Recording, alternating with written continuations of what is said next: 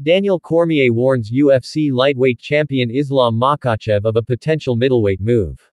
Since he won't fight UFC welterweight champ Belal Muhammad, Makhachev 27-1 MMA, 16-1 UFC, is willing to jump 2 weight classes just to fulfill his goal of becoming UFC dual champion.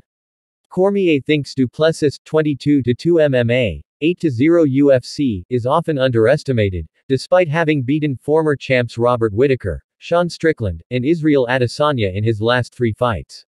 I know it may not look as appealing to some as they want their world champions to look, but we just watched him submit Israel Adesanya, Cormier said on his YouTube channel. We just watched him break him down over the course of 3 rounds and get him to a point where Izzy got submitted by him, something we'd never seen before. We have seen him beat Sean Strickland. We have seen him finish Robert Whittaker. At some point we have to respect Dricus Du Plessis. I think Islam respects him. I don't know that Islam would understand how hard it would be to fight a guy of that size. I think this guy might weigh 220 when he's not making weight.